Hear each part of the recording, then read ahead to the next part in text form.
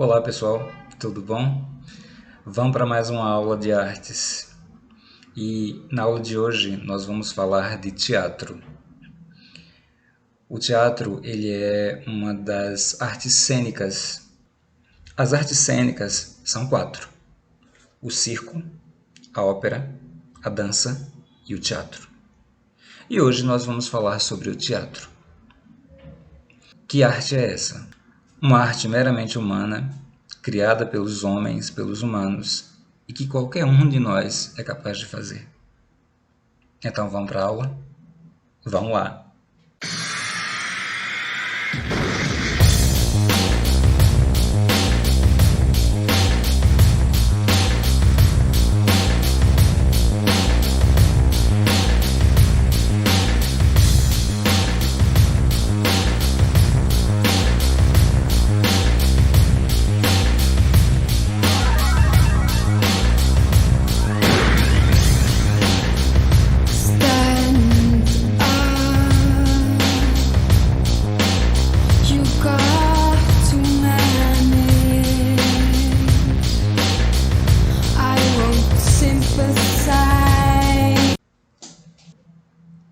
Bem, o teatro ele nasce na Grécia Antiga e se espalha pelo mundo, desde o mundo antigo até o nosso mundo contemporâneo, o nosso mundo de hoje. Ele é a escola do ator, da atriz, enfim. Todo ator, toda atriz aprende sua profissão, seu ofício no teatro. E o teatro, na escola, ele não vai formar atores e atrizes. O teatro na escola, o teatro com vocês, ele é, dentro da disciplina de artes, um conteúdo onde a gente vai desenvolver algumas habilidades, como, por exemplo, trabalhar a questão da timidez, trabalhar o trabalho em grupo, em equipe, trabalhar a escuta, né? Ouvir o outro, trabalhar a própria fala, né? Como você pode se colocar diante do outro. E isso contribui muito, ajuda muito no próprio mercado de trabalho, não é verdade? Porque, afinal de contas, pense você na sua empresa, aparecendo uma oportunidade de crescimento na empresa, uma promoção, o que seja, para você chefiar o seu setor, o seu departamento, mas você é uma pessoa que não consegue falar em público. Você é uma pessoa que não consegue trabalhar em equipe. O teatro ele vai te ajudar nesse sentido, na verdade. Ok? Então, são duas coisas diferentes. O ator, a atriz, eles vão estudar teatro para aprender a sua profissão, para fazerem teatro, para fazerem TV, para fazerem cinema, enfim.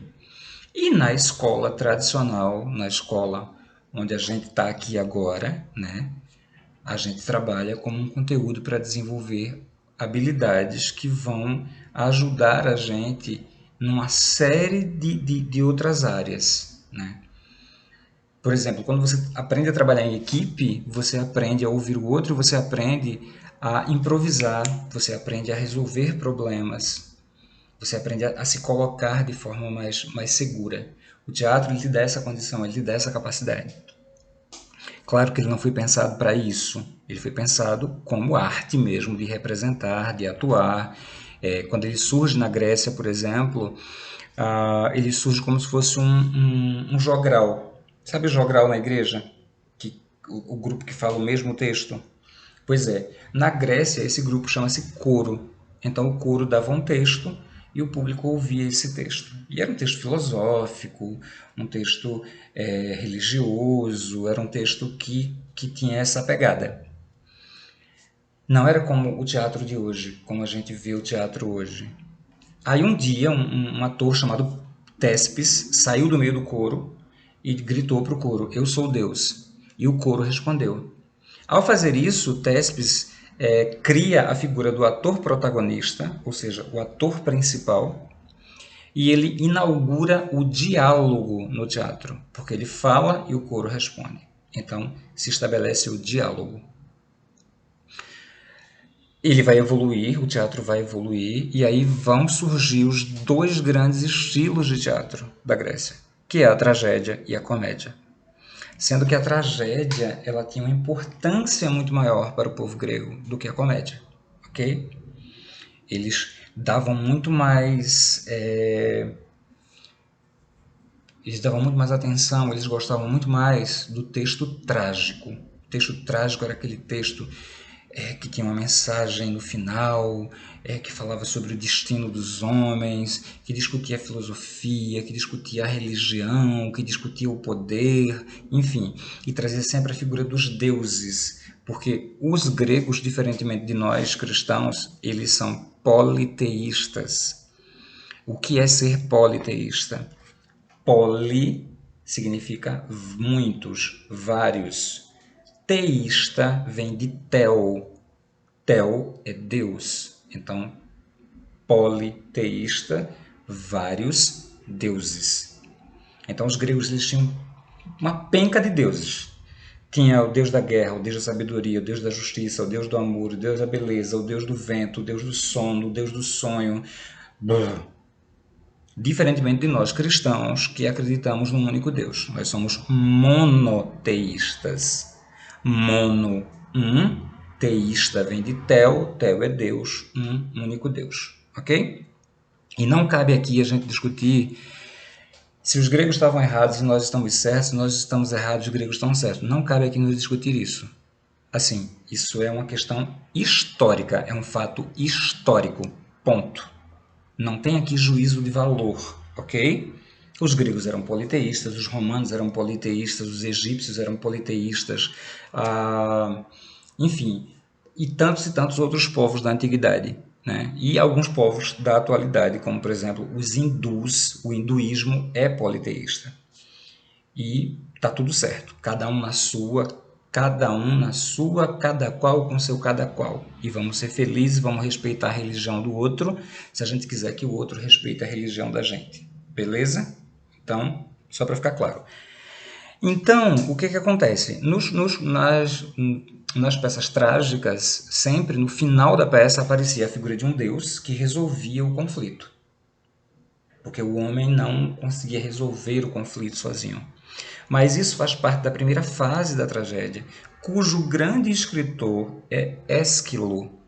Então, Ésquilo, toda a tragédia dele vem no final a figura do deus, de um deus, e resolve o conflito. Depois de Ésquilo vem Sófocles, que são quase contemporâneos ali. E Sófocles ele já faz uma pequena mudança. Não apenas o Deus vai definir, mas o homem vai ter uma certa liberdade também. Então, o homem vai ter uma certa responsabilidade pelo que está acontecendo, ok?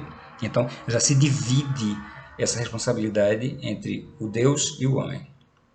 E quando chegar o terceiro grande tragediógrafo, que é o tragediógrafo é aquele que escreve tragédia, que é Eurípides, Eurípides rompe com isso. Já não é mais o Deus quem resolve é o próprio homem.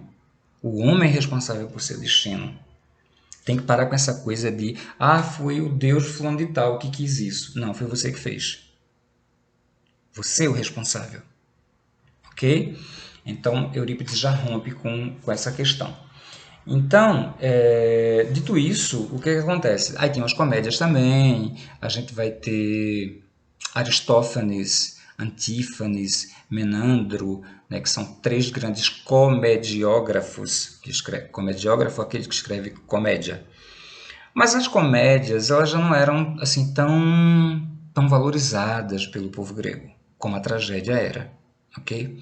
Para vocês terem uma ideia, os concursos de tragédia que aconteciam, que os gregos organizavam um concurso de tragédia, o governo organizava isso, e o governo bancava, o governo pagava para que o público fosse ao teatro. E o teatro era um anfiteatro, que era construído nas encostas de uma montanha. Eles construíam arquibancadas e lá embaixo ficava o palco onde os atores iriam representar. Esses anfiteatros eles cabiam até 40 mil pessoas e lotava para assistir os espetáculos. porque o povo gostava, o povo, sabe, o povo grego era muito culto, era muito, sobretudo o povo ateniense, o povo de Atenas. Então, eles gostavam e o governo incentivava a ida do povo ao teatro, como incentivava os atores também e os escritores, enfim. E eram espetáculos assim incríveis. Tinham espetáculos que duravam o dia inteiro, um único espetáculo. Começava com o nascer do sol, acabava com o pôr do sol. Tinham espetáculos menores também? Tinham, mas acontecia de ter espetáculo que durava o dia inteiro e o público não arredava pé. O público assistia, comia lá mesmo, tá entendendo? Almoçava lá mesmo enquanto assistia o espetáculo, enfim, era bem isso. Quando Roma invade a Grécia, quando o Império Romano toma a Grécia, porque o Império Romano, na verdade, tomou todo o mundo conhecido, né? Por isso que transformou em Império Romano, o que é que ele faz? Cada vez que os romanos invadiam e dominavam um povo, eles pegavam o que eles achavam melhor dessa cultura e incorporavam a cultura deles. E os romanos incorporaram o teatro. Só que, curiosamente, há uma inversão. Enquanto os gregos valorizavam mais a tragédia do que a comédia, os romanos eles vão valorizar mais a comédia do que a tragédia. E isso aí, certamente, em função da natureza dos dois povos. Né? Os gregos inventaram a filosofia, o racionalismo. Os romanos eram um povo mais guerreiro, mais de conquistar. Isso não quer dizer que os romanos eram burros e os gregos inteligentes. Não. São competências diferentes. Agora, os gregos, de fato, eles inventaram o racionalismo, a filosofia. Eles são grandes pensadores. O berço da humanidade ocidental é a Grécia Antiga. Ok? Então, Roma, ela, quando assumiu o poder, ela, sabe, pega o teatro e ela organiza também os festivais dela. Só que em Roma, o que mais vai ser valorizado vai ser a comédia e não a tragédia. Ok? Então vamos dar uma repassada. Né? O teatro ele nasce na Grécia Antiga. Ele nasce como uma espécie de jogral, na verdade. Né? E era inclusive era como se fosse uma procissão. Como se fosse, não, era uma procissão que saía pelas ruas declamando versos em agradecimento pela colheita, pela boa colheita. Né? Essa procissão saía tomando vinho e declamando versos em homenagem ao deus Dionísio ou Dioniso, que é o deus da fertilidade, é o deus do vinho e é o deus do teatro. Esses versos, inclusive, chamavam-se ditirambos. Ditirambos. Esses versos que eles declamavam. Aí, um belo dia, um cara sai do meio do grupo, né, do coro, e grita: Eu sou Deus. Esse cara era Tespes, o ator Tespes. E Tespes inaugura o diálogo, né, e introduz a figura do ator protagonista no teatro. Mais adiante, o teatro evolui, enfim, cresce, constroem-se teatros nas cidades gregas, nas cidades-estados, nas encostas das montanhas. Alguns desses teatros, inclusive, comportavam até 40 mil pessoas. Organizam-se festivais de tragédia. Por quê? Os dois grandes estilos teatrais que nascem na Grécia Antiga é a tragédia e a comédia. Os três grandes tragediógrafos, ou seja, os três grandes escritores de tragédia, são Ésquilo, Sófocles e Eurípides. E a diferença entre os três é que Ésquilo, todo o conflito das peças de Ésquilo eram resolvidas pela presença de um deus. Então o homem não tinha direito de escolha. O deus definia tudo, ponto. Em Sófocles, começa a haver uma divisão desse direito, desse destino entre o homem e o deus. E em Eurípides, o deus já sai de cena. O homem é quem escolhe o seu destino. Ele é quem é responsável pelas suas ações. Não tem que estar responsabilizando Deus nenhum pelas coisas que faz. Ok? Roma vem, invade a Grécia, escraviza a Grécia. pega o teatro para si e a inverte. O mais importante para os romanos não era a tragédia, mas sim a comédia. E a comédia falava sobre assuntos corriqueiros, briga de casal, fofoca, mangação do povo, o povo mangando um do outro, aquela coisa toda, enfim. E os romanos adoravam essa coisa. Ok? Então, eu gostaria que vocês fizessem um resumo dessa aula, assim, escrevessem o que vocês lembram, né? Assim, o que vocês acharam mais importante, as informações que vocês acharam mais importantes. Façam um resumo da aula. Desse resumo, vocês separam 3 coisas que vocês acharam mais importantes, assim, no sentido de, poxa, eu não sabia disso, poxa, que curioso, né? Gente, enfim, separa 3 coisas dessa aí. E depois, eu quero que vocês separem 2 perguntas. Pode fazer mais, mas pelo menos 2 perguntas. Coisas que não ficou claro para vocês, que vocês não entenderam direito, que vocês ficaram confusos. Vocês escrevem essas 2 perguntas para que eu responda. Ok? Então, muito obrigado pela atenção de todos. Espero que vocês fiquem bem e a gente se vê na próxima aula. Tá bom? Tchau para vocês.